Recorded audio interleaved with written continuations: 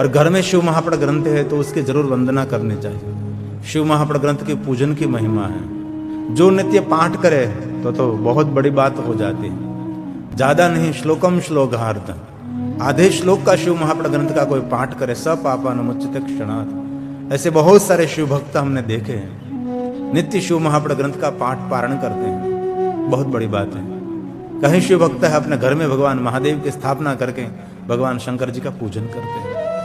कहीं श्रेष्ठ शिव भक्त है वो शिवालय जाकर भगवान महादेव की विशेष प्रकार से पूजा अर्चन दर्शन कर रहे हैं। भगवान की विशेष पूजा मतलब जो आप डेली रोज करते हैं उनसे कुछ हटकर अलग से भगवान की पूजा करें, उनको विशेष पूजा कही जाती है। जैसे रोज आप रेगुलर पूजा करते हैं उनसे थोड़ा सा हटकर अलग तरीके से भगवान की पूजा करें, विशेष प्रकार से पूजा, इसकी पूजा की बहुत महिमा माने जाते हैं। तो शिव महापड़ ग्रंथ में पूजा अर्चन दर्शन पूजा पाठ बहुत महिमा, यंत्र, ये सभी मंडल, बहुत सारे कर्मकांड विधि विधान से भरा हुआ ग्रंथ है।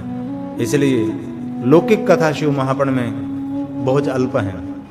तो अभी हम कैलाश संहिता आधारित शिव महापड़ कथा का गायन करते हैं। एक एक श्लोक को स्पर्श करते हुए श्लोकात्मक कथा कहने का हमारा एक प्रयास रहता है। एक एक श्लोक भगवान शंकर की पूजा, महादेव का आराधन है। इसलिए देवलिपि देवभाषा भी है, समझने का प्रयास करते हैं। उमा संहिता, शतरुद्र संहिता, कोटिरुद्र संहिता की बहुत सारी हमने कथा गा दी। अभी भी बहुत कुछ शिव महापड़ में बाकी है, लेकिन जो समय मिले इसी समय में हम शिव महापड़ कथा का गायन करते हैं। तो वामदेव ऋषि और भगवान शंकर जी के बड़े पुत्र है भगवान कार्तिकेय, स्कंद, मुरगड़, षडानंद, उनका सुंदर संवाद है। भगवान कार्तिकेय वामदेव ऋषि को क्या कहते हैं, उनका मूल संवाद है। और उससे पहले संवाद है शंकर और पार्वती का संवाद, और सूत पुराणी और परम ज्ञानी हिमालय तपस्वी महात्माओं का संवाद है। पूरा शिव महापड़ अलग अलग संवाद से भरा हुआ ग्रंथ है। तो इसमें कहा है एकाक्षर पंचाक्षर, उसकी बहुत बड़ी महिमा मानी जाती है। एकाक्षर हम कहते हैं ओम को, हम एकाक्षर कहते हैं अ उ म। ये परमात्मा भगवान शिव का स्वरूप मानते हैं, वाचक और वाच्य दोनों एक हैं। स्वयं ओमकार महादेव का स्वरूप माना जाता है। इस कारण एकाक्षर स्वरूप परम कारण रूप इस मंत्र को जो यति मतलब सन्यासी साधु श्रेष्ठ हृदय कमल में पूजते हैं, जो यति हैं, जो सन्यासी हैं, जो वितरागी वैरागी है, जो परम योगी हैं, उसके हृदय कमल में ओम स्थापित कर दे, ओम का ही ध्यान करते हैं, एकाक्षर का ध्यान करते हैं।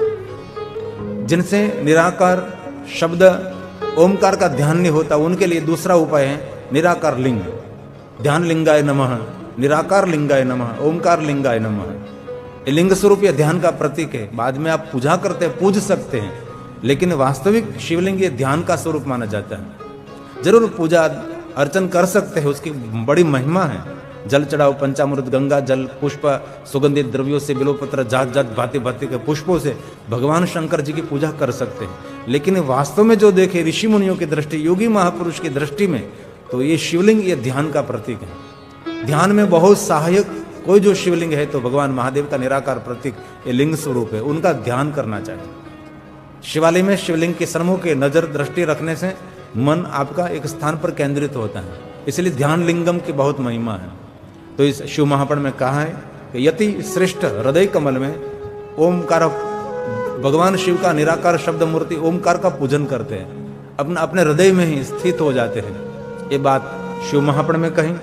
ये श्लोक भी शिव महापड़ ग्रंथ का है, बहुत सुंदर बात है, ये प्रमाण के साथ बात है।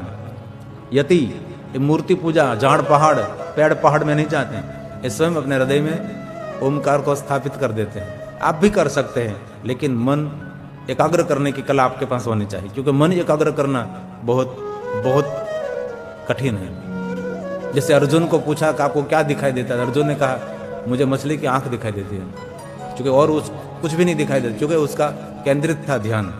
ये बड़ी बात होती है। आइए एक श्लोक बोलकर शिव महापड़ कथा का प्रारंभ करेंगे। ये न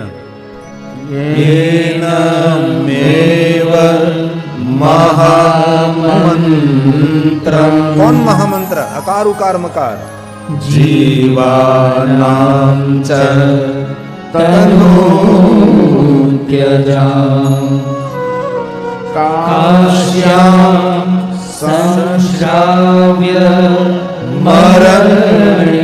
काशी में जब मरते हैं तो ओमकार का उच्चारण स्वयं शिव करते हैं।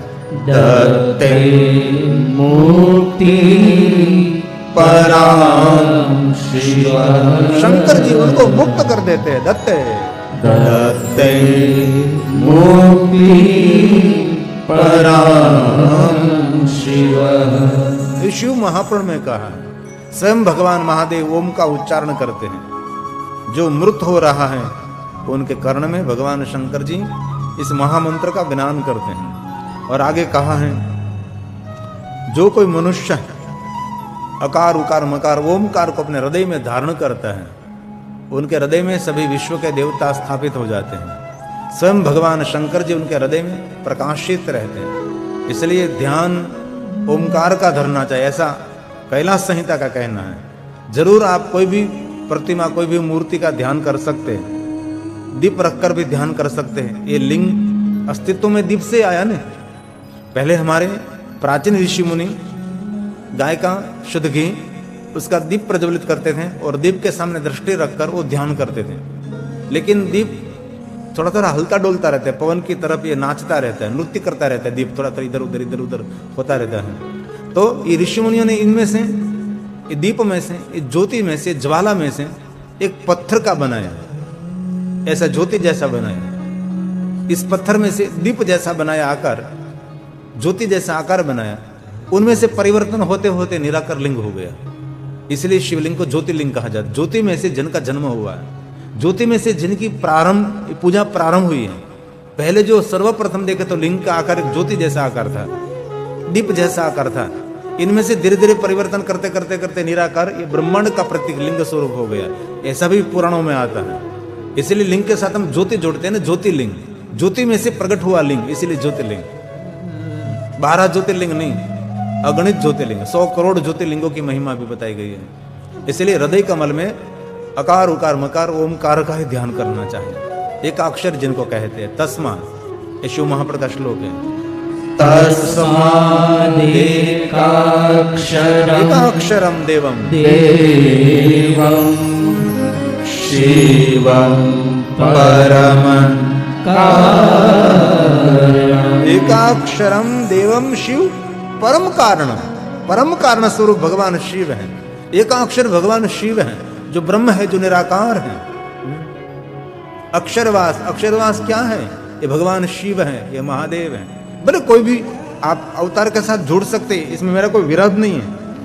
लेकिन इनमें जो कहा है शिव महापुराण में, वो मैं कहने का प्रयास करता हूं। अक्षरवास में कौन रहते हैं? स्वयं शिव है वहां। ये ज्योति है, प्रकाश है, निरंतर है, निराकार निर्विकार है। ये भगवान शिव वहां निरंतर भी रहते हैं। नहीं कि लिखते अक्षरवास हो गए। अक्षरवास में कौन रहते? भगवान स्वयं शिव है। ये शिव महापुराण ग्रंथ का मानना है। इसलिए कहा तस्मा एकाक्षरम देवम शिव परम कारणम उपासते, उसकी उपासना करनी चाहिए। उपासते यति श्रेष्ठा, अपने हृदय कमल में स्थापित कर देते हैं। भोज मध्यतम भोज, भोज मतलब कमल, अपने हृदय कमल में ओमकार को स्थापित करके उनका ही आश्रय करते हैं। और वास्तव में जो विद्वानों की दृष्टि में देखें तो साधना उपासना की सामग्री बहुत कम होनी चाहिए। जो कोई साधना मार्ग उपासना मार्ग में है, उनके लिए उनकी उपासना की जो सामग्री है बहुत कम, बहुत कम। पहले तो कहा कि देवताओं की प्रतिमा, 5 देवताओं की प्रतिमा साथ में रखनी चाहिए, 5 देवताओं के चित्र साथ में रखने चाहिए। और बाद में कहा ये भी बहुत ज्यादा हो जाएगा, तो आसन, माला और मंत्र रखिए। बैठने के लिए एक आसन, जपने के लिए आपने गुरुदेव ने दिया हो मंत्र और एक माला, ऐसे 3 वस्तु रखिए आप। और ये भी ना हो सके तो अंत में ऐसा भी कह दिया, एक कुछ नहीं सब कुछ छोड़ो, अपने हृदय में ओमकार को स्थापित कर दो। जहां बैठो वहां मंदिर, जहां बैठो वहां तीर्थ, जहां आप बैठ गए वहां ही आपका शिवलोक देवलोक बनता है। लेकिन ये तो अंतिम स्थिति है ना, ये तो यतियों के महापुरुष योगी महापुरुषों की स्थिति है। हमारे तो मूर्ति भी जरूरी है, माला भी जरूरी है, आसन भी जरूरी है, मंत्र जाप भी जरूरी है। योगी महापुरुषों के लिए मंत्र भी छूट जाता है। जीव हलना हिलाना, मन भी उछल कूद करना वो बंद कर देता है। सिर्फ अपने हृदय कमल में ओम को स्थापित करते वहां एकदम उनके साथ जुड़ जाते हैं। ये तो अंतिम क्रिया होती है, लेकिन हो सकता है, कर सकते कोई भी व्यक्ति, कोई कठिन नहीं है। इसलिए कहा हृदय कमल में ओमकार को स्थापित करके उनका ही पूजन, पूजन मतलब आदर, उसका ही ध्यान करना चाहिए। इस विषय को अच्छी तरह से जानकर दूसरे मुमुक्ष, धीर, विरक्त और लौकिक पुरुष मतलब जो संसारिक पुरुष है उनको लौकिक पुरुष कहा गया है। विरक्त मतलब संसार तो विरक्त हो गया, कोई व्यवहार नहीं,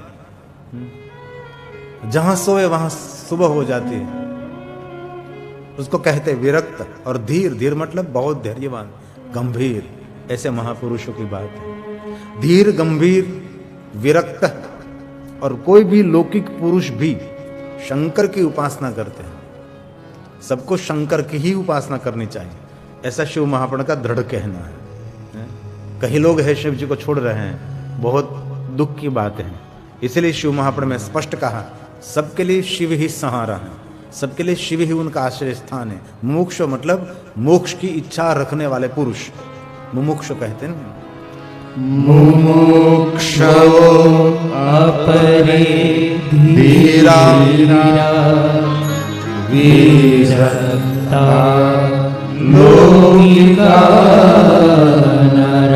लौकिक पुरुष हो, विरक्त हो, धीर हो, सबके लिए शिव है।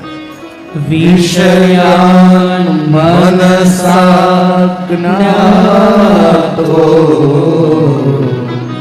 पासते परमं शिवम् पासते परमं शिवम्। परम आदि शिव की ही उपासना करनी चाहिए। ये तो शिव महापुरुष में तो कहा, लेकिन सभी ग्रंथों में ये बात कही है। कोई भी जीव जो छुटकारा चाहते हैं उनके लिए शिव ही श्रेष्ठ माने जाते हैं। कोई देवताओं का मैं खंडन नहीं करता, लेकिन जो शिव महापुरुष में कहा वही कहने का मैं प्रयास करता हूं। शिव में श्रेष्ठता दिखाई है। कभी कभी मैं शिव महापुरुष कथा में शिव की श्रेष्ठता निरंतर में दिखाता रहता हूं, जो है वही कहता हूं। तो कोई विचारधारा वाले कथा में आकर ऐसा प्रवचन भी कर देते हैं। ये तो पुराणों में, सभी पुराणों में सबकी महिमा है। गणेश पुराण देखो तो गणेश की महिमा, कार्तिक स्कंद पुराण देखो तो उनकी महिमा, विष्णु की महिमा, ऐसा नहीं होता। 18 पुराण में कहा है कि शिव श्रेष्ठ हैं, शिव ही सबका आधार है। आपकी विचारधारा ही श्रेष्ठ है, वो तो मूर्खों का विचार है। इस दुनिया में बहुत कुछ श्रेष्ठ होता है, आप जो कहे वही श्रेष्ठ है, ये मानना तो बहुत गलत बात है। इसलिए कहा हर पुरुष के लिए शिव का ही पूजन, शिव की ही उपासना श्रेष्ठ माने जाते हैं। और शिव महापुरुष में भगवान व्यास ने स्पष्ट कहा है, जीवन की बहुत सारी इच्छा रहती है। कल भी हमने कहा था थोड़ा सा, पुत्रेषणा, वितेषणा, लोकेषणा, दारेषणा। पुत्रेषणा मतलब पुत्र हो, वितेषणा मतलब मैं बहुत धनपति बनूं, और ये केषणा होती है लोकेषणा, लोकों में मेरी वाह वाह वाह वाह हो जाए, उनके जैसा कोई व्यक्ति नहीं, आह वाह वाह वाह, लोकेषणा कहते हैं। और दारेषणा, दारा पत्नी, ऐषणा पुरी हो। और पहले भी बहुत कुछ कथा में आया था, हर युवक के लिए शिव आराधन बहुत आवश्यक है। जो युवक शिव आराधन करता है उनके लिए अभार्यो लभते भार्या, ये कभी भार्या बिन नहीं रहता। अभार्यो लभते भार्या सुशलाम च पतिव्रताम, ऐसी पत्नी मिलती है उनको। कहीं कहीं अभागा होता है, उनका पूरा जीवन बीत जाता है, विवाह ही नहीं होता, ऐसे ही पूरा जीवन बीत जाता है। ऐसे बहुत लोग हैं, ऐसे बहुत सारे परिवार को हमने देखा, बहन का विवाह नहीं हुआ, भाई का विवाह नहीं हुआ, पूरा जीवन ऐसे वृद्ध हो गए सब। ऐसे बहुत परिवार को मैं जानता हूं, मैंने देखा इस परिवार को, धन है, पैसा, सब कुछ है, लेकिन विवाह नहीं हो रहा, नहीं बहन का विवाह हो रहा, नहीं कोई भाई का हो रहा है। और मैं दिल से कहता हूं, हर माता पिता को अपने बच्चों का उज्जवल भविष्य आप देखना चाहते हैं तो उनको शिव भक्ति का दान करो, सबसे बड़ा आपका आशीर्वाद रहेगा। मैं बहुत हृदय की गहराई से कहता हूं, उनकी चिंता आपको नहीं रहेगी, उनकी चिंता शिव को रहेगी। एक बार आपके बच्चे को शिव भक्ति का दान करो, उनके जीवन में कोई कमी नहीं रहती। ये बात मैं नहीं कह रहा हूं, मैंने बहुत पहले एक कथा गाई है जो स्वयं विष्णु जी सभी देवताओं को कहते हैं कि देवताओं ये श्रेष्ठ बात है।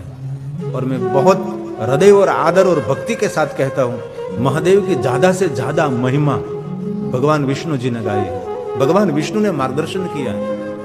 इसलिए बहुत सारे भाइयों बहनों सबको मैं प्रार्थना करता हूं, आपके बच्चों को भगवान महादेव की भक्ति का दान करो।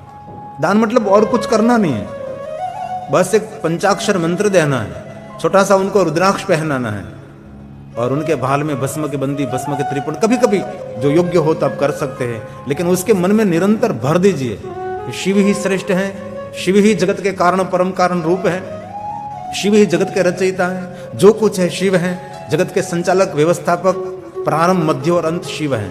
शिव निराकार है, निराकार प्रतीक लिंग स्वरूप की पूजा है, जो आदि हो अंत है, सबकी रक्षा करने वाले शिव है। उनके दिमाग में इतनी श्रद्धा महादेव के साथ ठोस ठोस कर भर दीजिए, मैं दिल से कहता हूं आपको उनकी चिंता नहीं रहेगी, उनके जीवन में कोई कमी नहीं रहेगी, कभी कोई खोट नहीं, कभी कोई ओट नहीं, सब कुछ उनके जीवन में समय समय पर सूर्य उदय होता रहेगा। मैं बहुत भक्ति के साथ ये बात कहता हूं, शिव महापुराण आधार से कहता हूं, ऐसी कोई कल्पित हमारी कोई बात नहीं है। ए शिव महापुराण में कहा है सबके सभी ऐसा पूर्ण करने के लिए पृथक पृथक भगवान महादेव की उपासना की बहुत महिमा है। ऐसा कहकर सभी ऋषि त्यागी बनकर भगवान महादेव के चरणों में समर्पित हो जाते हैं। इसलिए प्रथम प्रणव और उकार, अकार उकार मकार, ब्रह्मा विष्णु महेश, रजोगुण सतोगुण तमोगुण की व्याख्या की है। इसलिए बहुत महत्व की बात है ओमकार का ध्यान करें। और पहले भी बहुत बार हमने कह दिया है कि जो भगवान महादेव की उपासना करते हैं, शिव की उपासना सहित शिव का ध्यान करें। श्रेष्ठ शिष्य को क्या करना चाहिए, इस सदगुरु की आज्ञा है। वामदेव ऋषि भगवान कार्तिक को कहते हैं और कार्तिक स्वामी वामदेव ऋषि को कहते हैं कि उत्तम श्रेष्ठ शिष्य हैं, उसको हृदय कमल में उमा सहित भगवान शंकर जी का ध्यान करना चाहिए। अपने गुरु के आदेश और गुरु के मार्गदर्शन अनुसार हृदय कमल में उमा सहित, अकेले शिव नहीं, उमा सहित शिव का ही ध्यान करें। ये बात शिव महापुराण में कही है। इसलिए ध्यान शिव का ही करना चाहिए। ध्यान के देवता महादेव हैं और ध्यान मार्ग में जो है उनके लिए शिव ही श्रेष्ठ माने जाते हैं। ये स्वयं भगवान कार्तिकेय बोले, ये कोई काल्पनिक बात नहीं है। ततः सद्भक्ति युक्ते, शिष्य भक्तिवान होना चाहिए, जने तेने शिष्य न बनावे, भक्ति युक्त शिष्य होना चाहिए, श्रद्धावान होना चाहिए। फलद्रूप जमीन होय तो कहीं उगे, बाकी तो वावेलू उगतो नहीं। ये बात कहें, शिष्य कैसा होना चाहिए, चेतन तत्व उनमें भरपूर होना चाहिए। चेतसा शिष्य जो श्रेष्ठ शिष्य हैं उनके लिए कहा, यत् पंकजे समासीन, पंकज कमल हृदय कमल में आसीन, ध्याये शिव मुमासखम। कितनी सुंदर बात की है।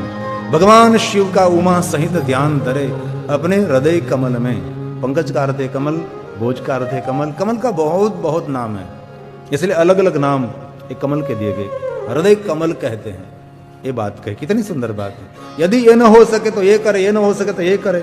यदि मंडल में निरंतर पूजा करने में बहुत श्रेष्ठ माना जाता है जो यहाँ मंडल बनाए, जो विद्वान ब्राह्मण, जो पढ़े लिखे ब्राह्मण है, बहुत जिन्होंने कुछ सीखा है, शिष्य गुरु जी के चरणों में बैठकर, पाठशाला में रहकर, एक बहुत बड़ी महिमा होती है।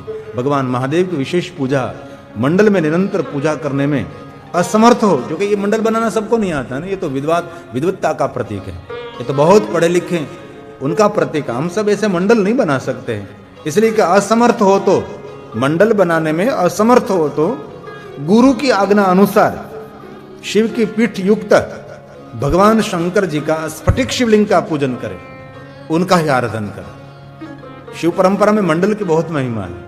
कहीं कहीं कथाओं में अलग अलग देवी देवताओं के मंडल बनाते। यहाँ भी आज त्रयोदशी सोमवार है, इसलिए हमारे आचार्य जी ने सुंदर मंडल की रचना की है। ये बहुत बड़ा विज्ञान माना जाता है। ये मंडल पर दृष्टि करने से हृदय को बहुत तसल्ली होती है। एक बड़ा मनोविज्ञान है। एक साथ में इतने रंग कलर देखने से मन में कोई ऊर्जा प्रकट होती है। एक बड़ा मनोविज्ञान है। हमारी पूजा पद्धति पूरी एक अलग सा एहसास होता है। इसलिए कभी आपने देखा होगा बड़े बड़े यज्ञ हैं, वहां कितने मंडल की रचना करते हैं विद्वान। पूरी रात जाग जाग कर मंडल बनाते हैं। अलग अलग धन धान्यों से अलग रचना, देवताओं का स्थान किस दिशा में, किस प्रकार का मंडल, दिशा सूचन, सब कुछ उनके पास नॉलेज रहता है। हम तो ऐसी कल्पना भी नहीं कर सकते, इतना उनके पास खजाना रहता है। ये पूरी विधि विधान सब कुछ ये शिव महापण में है, लेकिन ये हमारा काम नहीं है। ये सब वर्णन करना कैसे हो सकता है, क्या हो, ये सामान्य मनुष्य का काम नहीं है। ये मंडल पूजा है। और मंडल पूजा में आप असमर्थ हो तो उसके लिए गुरु की आज्ञा के अनुसार भगवान शंकर जी की पीठ सहित स्फटिक लिंग की पूजा करनी चाहिए। उसको ग्रहण करें, उनकी पूजा करें। एक भगवान कार्तिकी की आज्ञा है ना। ये जो अभी जो बता रहे सब कुछ जो शब्द निकल रहा है, एक कुमार शिखर पर स्कंद सरोवर के पास जहां भगवान कार्तिकेय विराजते हैं दोनों शक्तियों के साथ, गजावल्ली उसकी दो पत्नी है भगवान कार्तिकेय की, बीच में कार्तिकेय बैठते हैं और दोनों पत्नी के साथ शक्ति के साथ वो प्रकाशित रहते हैं। भगवान कार्तिक स्वामी बहुत बलवान देव हैं। शिव जितना सामर्थ्य किसमें है तो भगवान कार्तिकेय में है। शिव समान जो सामर्थ्य दिखाया है भगवान कार्तिकेय में दिखाया है। और देवताओं में इतना महादेव के समान कोई सामर्थ्य हमने देखा नहीं है।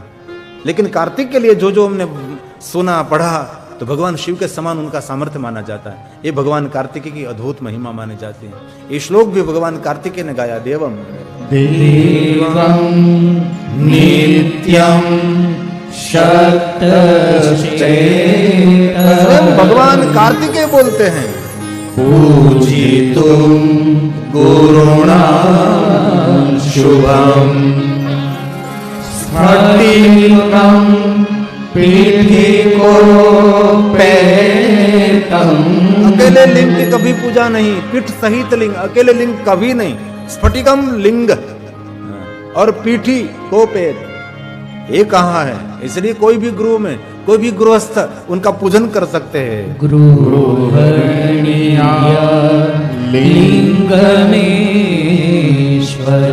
लेकिन कोई भी साधना पद्धति में आपको आगे बढ़ना है तो कोई विद्वान का सहारा लेना चाहिए। आड़े दौड़ बुद्धू न करें।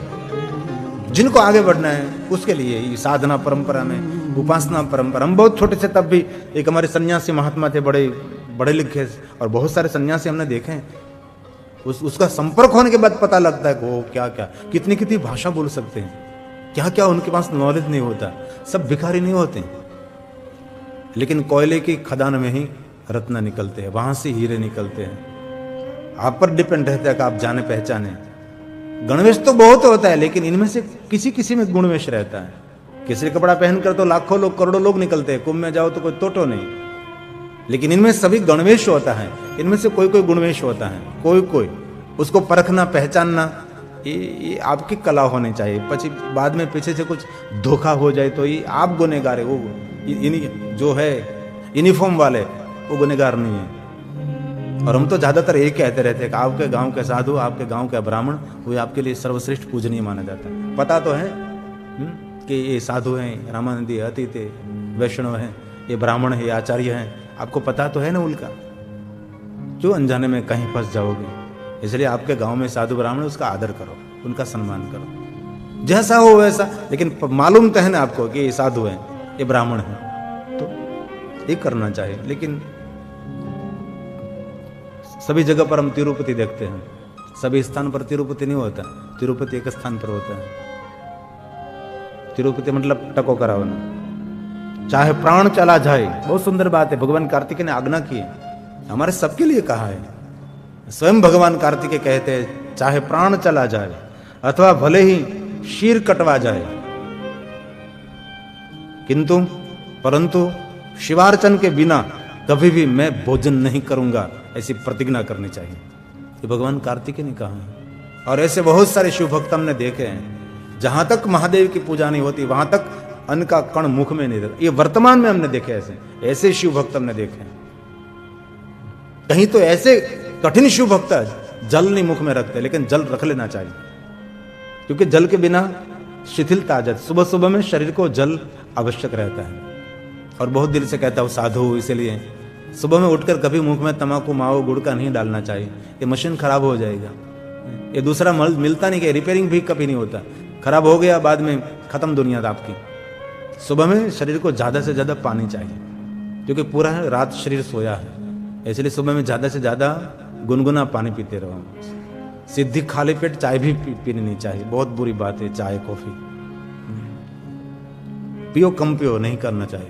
ये शरीर को ठीक रखे आपके लिए सबसे बड़ा वरदान ये शरीर है, ये भगवान ने दिया है, ये दूसरा नहीं मिलेगा आपको। उनसे सुख दुख सब कुछ अनुभव कर सकते हैं, इसलिए बाद में पछतावा, अंधकार और कुछ हाथ में नहीं रहेगा। थोड़ा सा सोचो, बीच में मैं चाय पीने लगा था और मैंने छोड़ दी। थोड़ा समय ऐसा कुछ मानसिक थोड़ा सा भारण आ गया था, तो चाय पीने से फ्रेश लगता था, मैं तो पीने लगा। तो बाद में मुझे सभान हो गया, अरे नहीं पीनी चाहिए। 10 दिन लगा मुझे, 10 दिन इतना टूटा जिनको हथौड़ा मार रहा है, लेकिन नहीं पी तो नहीं पी, छोड़ दी, नहीं पीनी चाहिए। अभी मैं कथा में आता हूँ, पानी पी कर आता हूँ, कोई नशा करना नहीं पड़ता मुझे। नशा मेरे महादेव का, नशा शिव नाम का। नशे की क्या जरूरत है? आपका शरीर का संयम आपके हाथ में होना चाहिए, आपके घोड़े के लगम आपके हाथ में होने चाहिए, आपके लगम घोड़े के हाथ में नहीं होने चाहिए। तो ये कितना सुंदर वचन दिया है भगवान स्वयं। कार्तिकेय बोल रहे हैं, वरम वरदान दे रहे हैं, वरम प्राण परित्याग, प्राण का त्याग करे, कर देना चाहिए। छेदनम शिरसो अपि मे न त्वं च भुजीया, कभी भोजन नहीं करना चाहिए। भगवन्तं त्रिलोचनं, भगवन्तं त्रिलोचनम। भगवान महादेव का नाम है ना त्रिलोचनम, भगवान, भगवान शिव का नाम है। इसलिए ऐसा शिष्य गुरुजी के आगे कहे, गुरुजी मैं प्रतिज्ञा लेता हूं। और कैसे प्रतिज्ञा लेनी चाहिए वो पहले हमने कह दिया कि गुरुजी जो पूजित लिंग है, गुरुदेव जिस लिंग की पूजा करते हैं, इस लिंग को हाथ में लेकर प्रतिज्ञा करें कि मैं आज से मेरा प्राण त्याग दूंगा, लेकिन कभी शिव भक्ति का मैं त्याग नहीं करूंगा। ऐसा दृढ़ संकल्प करना चाहिए। सदगुरु के चरण से, सदगुरु की आज्ञा से, उसके मार्गदर्शन अनुसार भगवान शिव की उपासना करनी चाहिए। यह कितना दृढ़ संकल्प दिखाया है। प्राण चला जाए, शर कटवा जाए, लेकिन शिवार्चन बिना मैं कभी भोजन नहीं करूंगा, ये संकल्प दिया। और आगे कहा, इस प्रकार शपथ गुरु के निकट दृढ़ता से शिव भक्ति में निरत शिष्य 3 बार बोलना चाहिए। कोई भी प्रतिज्ञा 1 बार नहीं, 3 बार। सत्य भी 3 बार, शिवपुराण में सत्य 5 बार है, लेकिन सत्य 3 बार से सत्य हो जाता है। सत्यम सत्यम सत्यम न संशय, सत्य हो गया। और इस शिवपुराण में कहा सत्यम सत्यम सत्यम सत्यम सत्यम। शिव जी के लिए 5 सत्य कह दिए। ये भगवान महादेव हैं, इसलिए कहा 3 बार शपथ ले कि मैं कभी भगवान महादेव की उपासना नहीं छोड़ूंगा, कभी शिव की पूजा का मैं त्याग नहीं करूंगा। इस तरह शिव में निरंतर लगातार भक्ति रखते हुए शिव भक्ति में निरत शिष्य प्रसन्नता पूर्वक उसी लिंग में पंचाक्षरण पूर्वक शिव का पूजन करे। ये तो पंचाक्षरी श्रेष्ठ है शिव पूजा में, तो हम मानते हैं। विद्वानों के लिए बहुत सारे मंत्र स्तोत्र की बहुत महिमा है, और हम कहीं पाठशाला में पढ़ने के लिए कोई गुरुजन के चरण में बैठकर हमने कोई विद्या प्राप्त नहीं की है, इसलिए हमारे लिए पंचाक्षर मंत्र श्रेष्ठ माना जाता है। और पंचाक्षर मंत्र भी आपको बहुत बड़ा लगे, थोड़ा सा ये भी बोलना उचित न हो। कई लोग मैंने देखे उसको पंचाक्षर नहीं बोल सकते। हम उनको कहे नमः शिवाय बोलो तो कुछ और बोलते हैं, एनो लवो वड़द नहीं, जीव वड़द नहीं, ओम नमः शिवाय न बोले सके। उनके लिए सिर्फ अकार उकार मकार ओमकार, ओम ओम शरणम, बस ओमकार मंगलम, उनके सिवा कुछ भी नहीं। ओम का उच्चारण करते करते करते भगवान महादेव के साथ तन्मय हो जाए। ये सभी बात अध्याय नंबर 13 में कही, कैलाश संहिता में 13वां अध्याय। इनमें सब कुछ उनके बारे में बहुत विस्तृतीकरण किया गया, बहुत विस्तार किया है, लेकिन मैं तो बहुत कम संक्षेप में आपके समक्ष कहने का प्रयास करता हूँ, क्योंकि ये कम दिनों में मुझे पूरी कैलाश संहिता पूरी करनी है।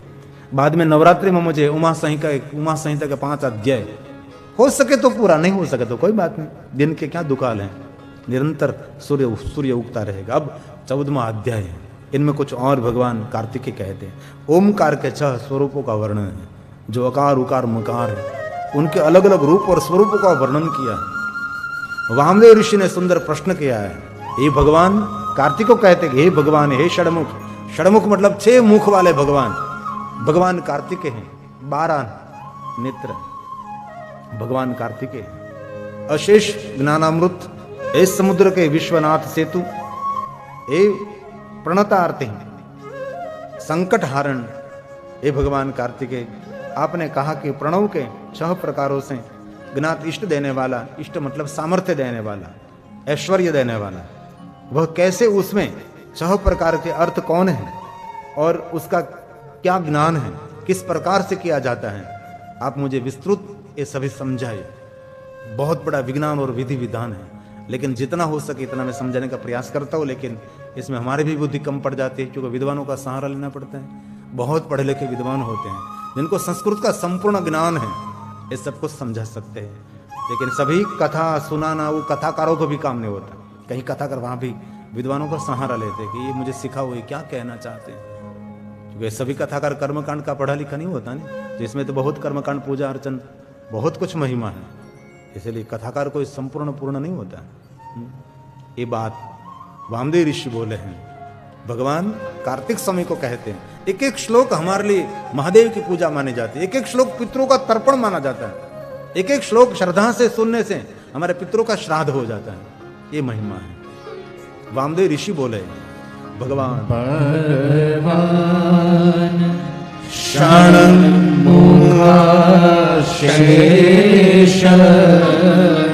विज्ञानामृत विज्ञानामृत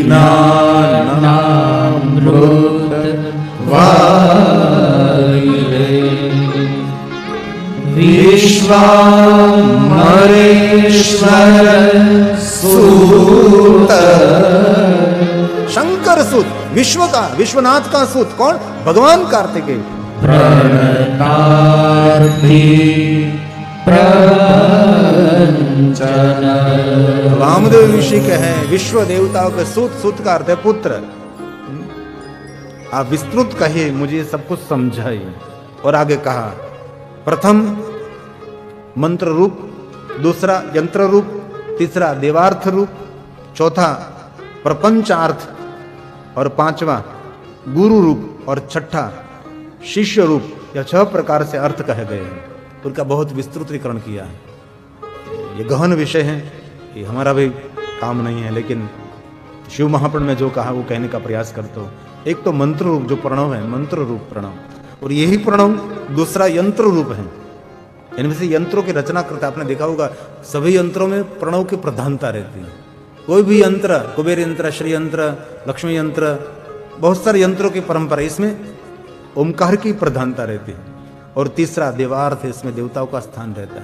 और प्रपंचार्थ, प्रपंच ये जो संसार पूरा प्रपंच है, 5वां गुरु रूप है। और 6ठा शिष्य रूप है। ये जो प्रणव के लिए सब कुछ इस प्रकार 6 प्रकार का अर्थ कहे गए हैं। ये भगवान कार्तिकेय सब कुछ बोलते हैं और बहुत सुंदर बात है। और आगे कहा, हे मुनि सतमा, हे मुनि श्रेष्ठ, अब मंत्र रूप अर्थ को श्रवण करें, जिसके विज्ञात मात्र से पुरुष ज्ञानी, ये कोई भी पुरुष हो ज्ञानी हो सकता है। उसके अर्थ समझने से, उसकी व्याख्या, उसका विस्तृतीकरण समझने से कोई भी पुरुष महाज्ञानी बन सकता है। पहला स्वर अकार है, दूसरा स्वर उकार है, तीसरा मकार है, चौथा और 5वां बिंदु एवं नाद है। वे 5 वर्ण ओमकार में कहे गए हैं। ये तो हम जानते हैं, ये बिंदु हैं और ये नाद हैं, अकार उकार, ये मकार हैं, जो ओम के प्रणों का विभाजन किया है। तो ओम स्वयं भगवान शिव का स्वरूप माना जाता है, उसका बहुत विस्तृतीकरण किया है। इसमें कहा है, स्वयं भगवान कार्तिकेय बोलते ओमकार कहा गया है। नाद सबकी समष्टि है, जो चौथे बिंदु हैं, बिंदु से युक्त हैं। इस प्रकार शिववाचक प्रणव में व्यष्टि और समष्टि का अर्थ सिद्ध हुआ है। प्राज्ञ अब उसका यंत्र रूप सुनिए जो शिवलिंग का स्वरूप कहा गया है।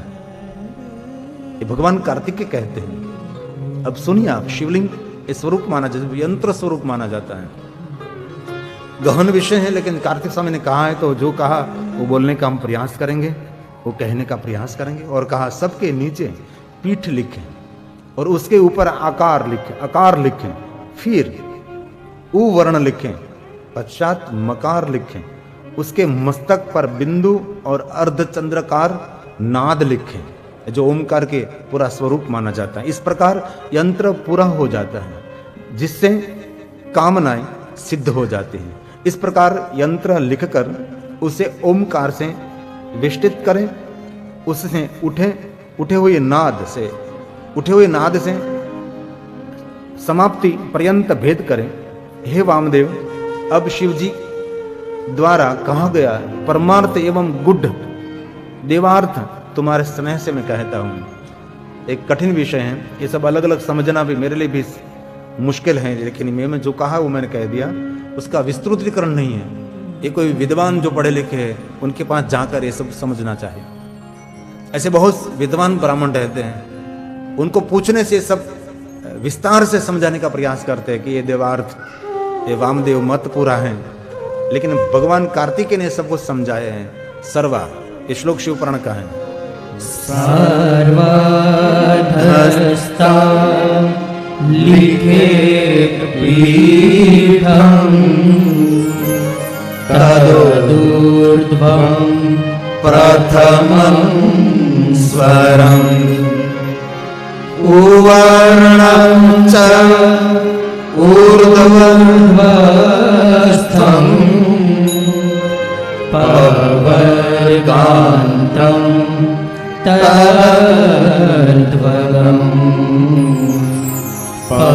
पवर्गान्तं तद्वगम्। ये ओमकार का पूरा विज्ञान रहस्य है, ये भगवान कार्तिकेय समझा रहे हैं। ब्रह्म रूपी सूक्ष्म देवता भी 5 ही हैं। ब्रह्म रूपी देवता इसमें कहा है, सूक्ष्म देवता 5 ही, ऐसा समझना चाहिए। और जैसे ओमकार की मात्रा 5 है, नाद, बिंदु, अकार, उकार, मकार, जैसे वो 5 हैं। और आदि जगतगुरु शंकराचार्य ने भी कहा, हमारी पंचायती परंपरा है, 5 देवता हमारे हैं, भगवान शंकर, भवानी, आदि शक्ति और भगवान गणेश, विष्णु भगवान, सूर्य नारायण। ओमकार की मात्रा भी 5 माने जाते हैं, 5 उनका विभाजन है। जो नाद है, जो बिंदु है, और यकार, उकार, मकार हो गया 5। इसे ब्रह्म रूपी सूक्ष्म देवता भी 5 ही माने गए हैं। और कहा सभी शिव की मूर्ति ही माने जाते हैं, ऐसा समझना चाहिए, इन्हें पृथक नहीं जानना चाहिए। वास्तव में शिव पुराण में तो कहा सभी देवताओं को शिव का ही स्वरूप मानना चाहिए। ब्रह्मा, विष्णु, महेश तीनों को ही शिव का ही स्वरूप मानना चाहिए। अंत में कुछ भी हो, जड़ चैतन्य, अगम निगम, सब कुछ भगवान शिव है। अंत में तो ये भी कह दिया, यहाँ तो 5 सूक्ष्म देवताओं को भी पंच तत्व जिनको कहते हैं, पंच तत्व से हमारा शरीर जो निर्माण हुआ है, छठा नहीं, पंच तत्वों से हमारा शरीर है। इसलिए प्रधान सूक्ष्म 5 देवता माने जाते हैं। ये जो जल, अग्नि, आकाश, वायु, पृथ्वी, उनसे हमारा शरीर निर्माण हुआ, ये सृष्टि उनसे निर्माण हुई है। ये बात भगवान कार्तिकेय कह जाते हैं। ओम के साथ ये सब कुछ जुड़ रहे हैं। ये नाद, बिंदु, अकार, उकार, मकार, उसकी बात कर रहे हैं। और कहा शिव का यह 5 मंत्र शिव मूर्ति का वाचक है। जो 5 मंत्र हम बार बार बोलते हैं ना, सद्योजात, अघोर मंत्र, तत्पुरुषाय मंत्र, ईशान मंत्र, ये 5 भगवान शंकर जी के श्री अंग है। पहले कह दिया अकार, उकार, मकार के 5, नाद, बिंदु, अकार, उकार, मकार 5 हो गया, पंचभूत हो गया, ये ओमकार में समाहित है। इनमें से 5 मंत्र निकले, तत्पुरुषाय सद्योजात, अघोर मंत्र से, तत्पुरुषाय मंत्र, ईशान मंत्र से। ये भगवान शिव जी का श्री अंग माना जाता है। विद्वानों को ये कंठस्थ रहता है, और शिव भक्तों के लिए 5 कंठस्थ करना बहुत आवश्यक है। हरि ओम।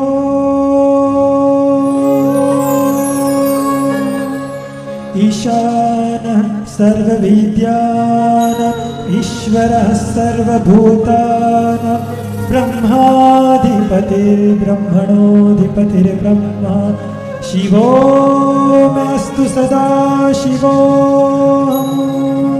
ॐ सद्योजाताय नमः, तत्पुरुषाय विद्महे महादेवाय धीमहि तन्नो रुद्रः प्रचोदयात्।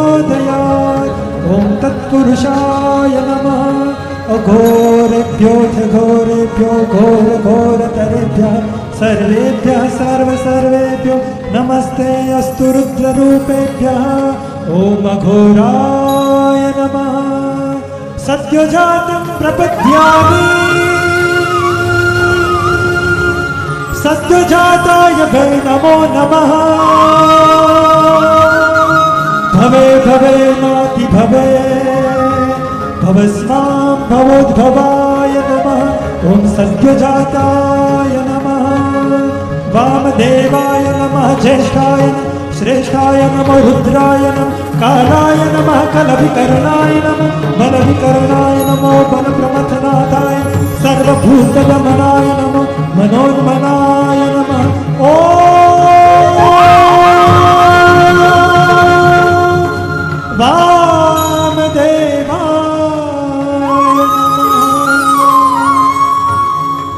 ये सब कुछ भगवान कार्तिकेय ने कहा। शिव का यह 5 मंत्र, शिव मूर्ति का वाचक, मूर्ति और मूर्तिमान को दोनों में कभी भेद नहीं समझना चाहिए, भेद नहीं है। ईशान मुकुटोपेतम, यहां से प्रारंभ कर 5 मंत्र शिव जी के शरीर कहे गए हैं। अब शिव के 5 मुखों का भी वर्णन सुनिए, जो हमने बहुत पहले इस बात पर हमने कहा था।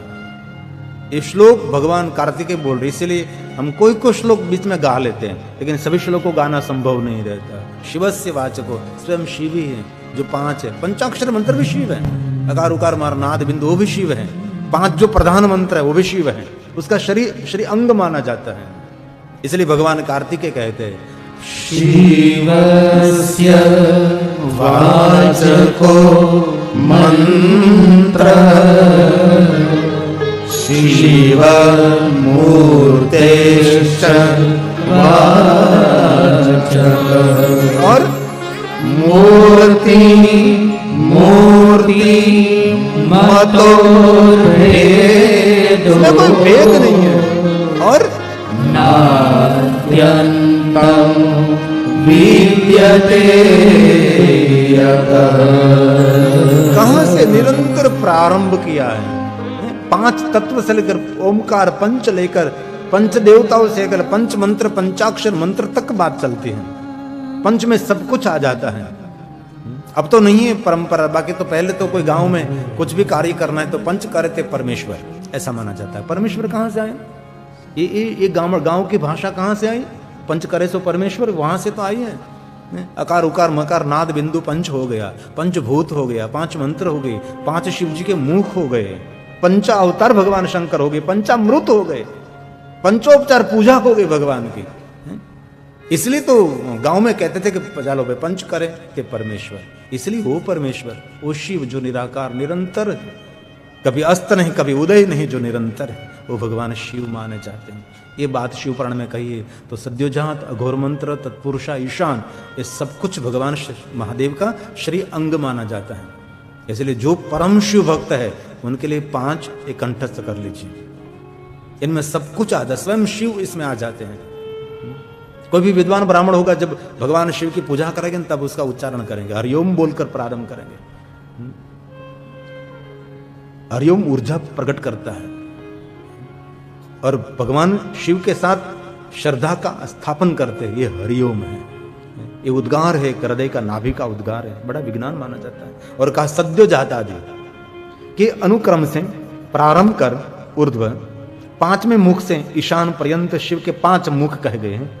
यही ईशान देव चतुर्वयुम पद में स्थित हो, तत्पुरुष से प्रारंभ कर सद्योजातुम तक मनुष्य रूप माना जाता है। इसमें अलग अलग मुखों का वर्णन है। एक मनुष्य रूप है, 5 भी भगवान शंकर जी के मुख है, 5 में सब कुछ, और 5 मुखों का रूप भाव अलग, रंग सबका भी अलग है। शिव जी के 5 मुख है तो 5 मुखों का एक समान रूप नहीं है, एक समान रंग नहीं है, एक समान आकार नहीं, एक समान मुद्रा नहीं, और 5 मुखों का एक समान भाव नहीं है। सभी मुखों का भाव अलग अलग रहता है ना। उसका भी विवरण शिव पुराण में वो भगवान कार्तिकेय बता रहे हैं। पंचों का अलग अलग है, पंच एक नहीं है, एक साथ है, लेकिन सबका भाव कृति, उसका आहाव, उसकी मुखाकृति सब अलग रहते हैं। ये भगवान शिव है जिनको आदि तत्व ज्ञान कहा जाता है। ये सब कुछ दिमाग दिल में भरने से ध्यान मार्ग में सब कुछ सहायक होता है। और श्रेष्ठ शिव भक्त उनको कहा जाता है जो ध्यान मार्ग में धीरे धीरे आगे बढ़ रहा है। सिर्फ भगवान शिव जी को जल चढ़ाता रहे, पंचामृत चढ़ाता रहे, बिल्वपत्र पुष्प चढ़ाता रहे, पुष्प हमारा नहीं है, जल हमारा नहीं है, कुछ भी नहीं है, तो ये श्रेष्ठ शिव भक्तों के हरोल में नहीं आता। शिव की पूजा करते करते ध्यान मार्ग में अपने कदम को बढ़ाए, वो श्रेष्ठ शिव भक्त माना जाता है। ये बात मैंने बहुत पहले हमने कथा गाई थी। विष्णु भगवान ने सभी देवताओं को अलग अलग देवताओं की कैटेगरी अनुसार, देवताओं की लायकात और योग्यता के अनुसार जब शिवलिंग सबको दिया था, तब विष्णु ने कहा था, ये मैं आपको जो शिवलिंग दे रहा हूं इसमें नहीं रहना है आपको।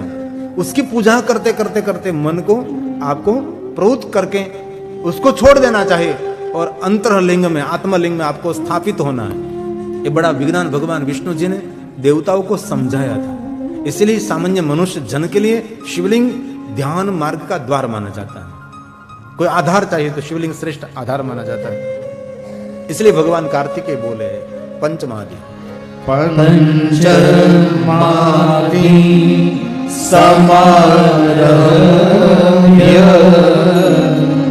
सद्यो जातार्यनुक्रमात्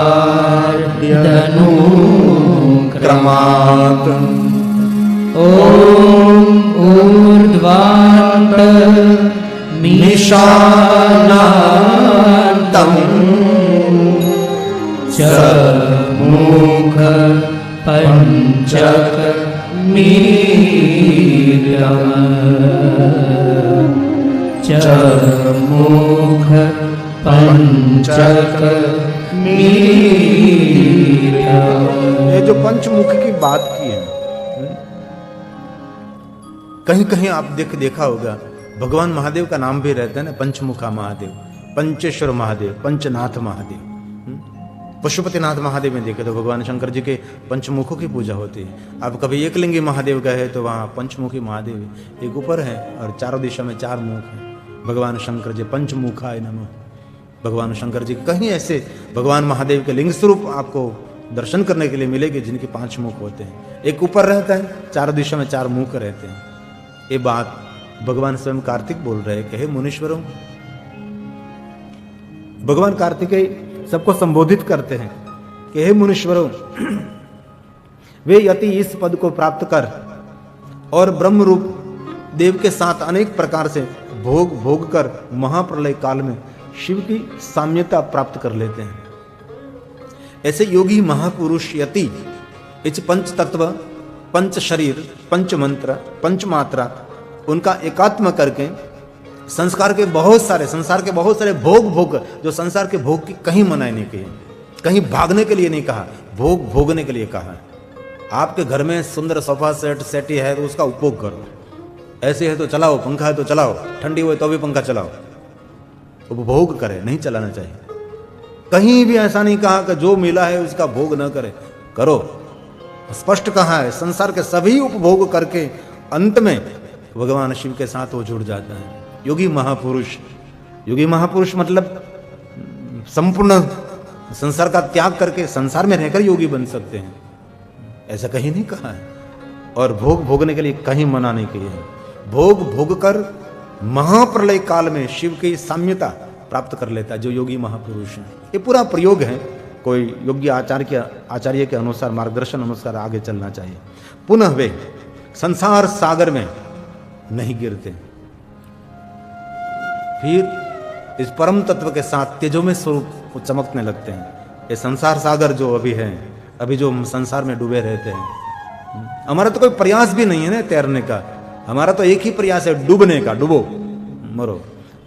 कहा ब्रह्मलोकेशु पर्यंत काल, जब मृत्यु तक और मृत्यु आने तक भगवान शिव के साथ उनका पूरा भगवान शिव और स्वयं उसका तादात्म्य हो जाता है, वो अलग नहीं रहते हैं। यह श्रुति इसी अर्थ को कहती है, सदा शिव ऐश्वर्य रूप से समष्टि है। जो शिव है वही वो स्वयं हो जाता है। शिव और उनमें कोई भेद नहीं रहता। कहीं हमने ऐसे महात्माओं को देखा भी है, वो स्वयं बोलते रहते हैं मैं ही शिव हूं, उसका पागलपन हो जाता है, इतना उसके साथ तादात्म्य हो जाता है, इतना उनके साथ मिलन हो जाता है कि वो स्वयं बोलने लगते हैं मैं ही शिव हूं। और शिव महापुरुष ने प्रयोग भी दिखाया, निरंतर जीव मैं ही शिव हूँ, मैं ही शिव हूँ, ऐसा निरंतर निरंतर निरंतर अणु अणु में, रुआ रुए में, समग्र शरीर की चेतना में सब मैं ही शिव हूँ, तो इसमें शिवत्व प्रवेश करने लगता है। ऐसा एक विज्ञान ये प्रयोग इस शिवपुराण में दिखाया है। इसलिए ऐसे बहुत महात्मा, धुनी महात्मा कहते हैं, उनको किसी की परवाह नहीं होती, वो स्वयं बोलने लगते हैं, अंदर से टूटने लगते हैं कि हम ही शिव हैं और कोई नहीं है, उसका ये परम चैतन्य तत्व बोलता है। ऐसे कोई बाजारू महात्मा नहीं, मार्केटिंग महात्मा नहीं, ये अलौकिक दुनिया उनकी होती है। ये कहीं बाजार में के फेसबुक में नहीं मिलेंगे, ये सब इंटरनेट में नहीं, ये ऐसे लोग नहीं मिलते। और कहा वही संपूर्ण ऐश्वर्य से संपन्न है, ऐसा अर्थवा श्रुति कहती है। वही समस्त ऐश्वर्य देता है, जो आदि है, जो अनंत है, और उसके श्रेष्ठ किसी कोई नहीं है। जो महादेव जो ऐश्वर्य देते हैं, भगवान शंकर जी ऐश्वर्य का दान करते हैं, उनके साथ एकात्म साधने से जो शिव में है वही उनमें उतर आता है। और ब्रह्म पंचक से विस्तार का नाम ही प्रपंच कहलाता है। ब्रह्म से ही निवृत्ति आदि कलाओं की उत्पत्ति कही गई है, जो सूक्ष्म भूत स्वरूप होकर कारण में कही जाती है। हे सूरता, स्थूल स्वरूप वाले प्रपंच की 5 प्रकार से स्थिति है, कारण ही ब्रह्म पंचक कहा गया है। ये पूरा एक बहुत बड़ा विषय है, ये समझना मेरे लिए भी बहुत थोड़ा असमर्थ समझो, असमर्थ ही समझो। ये विद्वान समझा सकते हैं, कोई पढ़ा लिखा कोई गुरु हो वो समझा सकते हैं, लेकिन ये भगवान कार्तिकेय ने शिवपुराण में सब कुछ कहा। शिवपुराण में क्या है वो हम कहना चाहते हैं। सिर्फ कहीं लोग शिव महापुराण गाते हैं तो इसमें बस शिव सती और शिव पार्वती भूत प्रेत बन गए, 2-3 कथा कहेगी शिवपुराण पूरा, ऐसा नहीं होता। शिव महापुराण गहन अति गहरा विषय है, ऐसी बहुत कुछ बातें हमारी समझ में भी नहीं आती।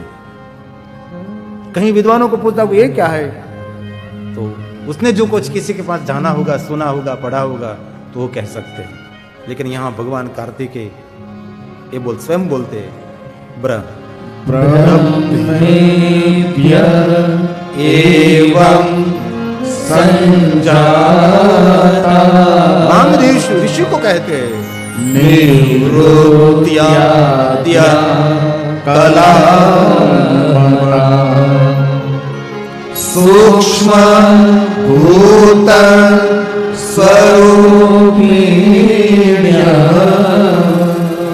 कारणत्वेन विश्रुता,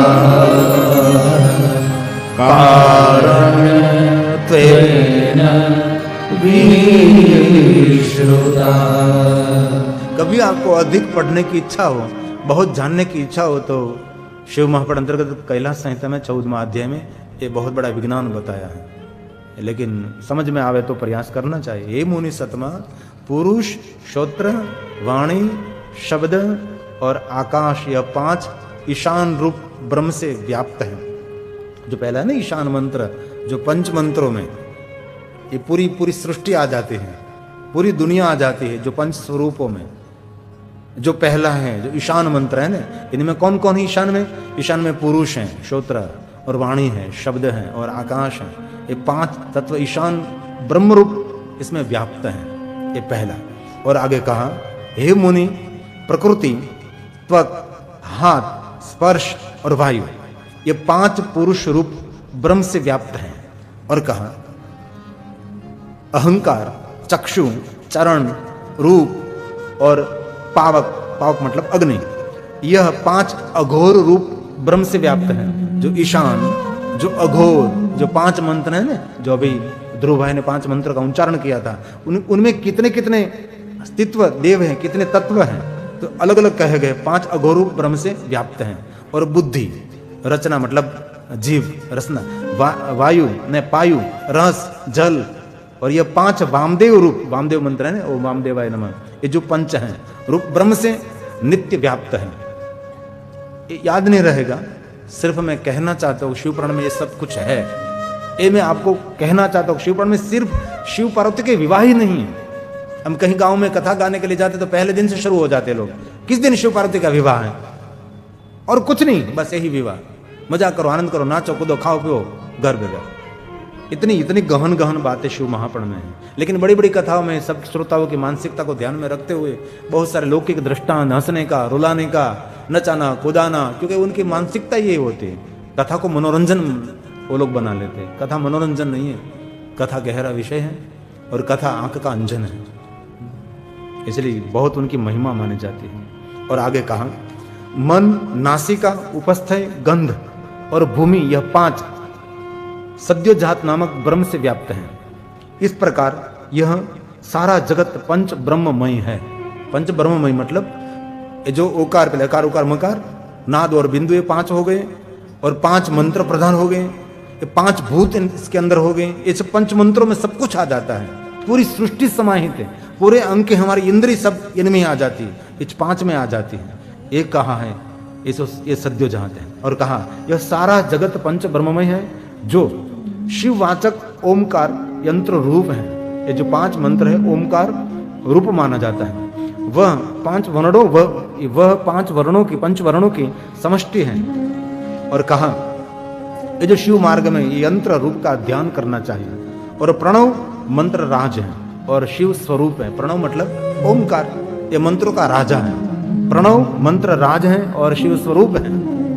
और बहुत पहले भी कथा में हमने कहा था कि कहीं भी शिव का कहीं दर्शन न हो, मूर्ति चित्र कुछ भी न मिले, तो ओमकार स्वयं भगवान शिव का ही वाचक वाच्य और भगवान शिव का स्वरूप, ये भी शिव पुराण में आया, शिव का ही स्वरूप है। ये भगवान कार्तिकेय बोले 14वें अध्याय में कहा है, शिवो शिवो परिष्ट मार्गेण यंत्र रूपं विभावये प्रणवं परमं मंत्रादि राजं शिव रूपिणं राजं शिव रूपिणं मंत्राधिराजम शिव रूपेणम। किनको कहते हैं? ओमकार को कहते हैं। ओमकार सबका राजा है, अति सूक्ष्म महाअर्थम ओमकारम। ये कोई छोटी बात नहीं, इसलिए जो कुछ है भगवान शिव है। शिव के सिवा और कुछ है ही नहीं। जीवन से तैरना है, जीवन को सार्थक करना है, भवसागर तरना है, जो कुछ करना है शिव जी का आश्रय करे। शिव शंकर भगवान दे दो एक ही वरदान, बस भव पार करो। ऋषि मुनियों की क्या हो, यही जिज्ञासा रहती है। और कोई पुत्रेशना लोकेशना वितेशना ये सब कुछ ऋषि मुनियों में नहीं होता है। ऋषि मुनियों की एक ही अपेक्षा रहती है, भव पार करो भगवान, बस आपके वहां हम निरंतर रहें।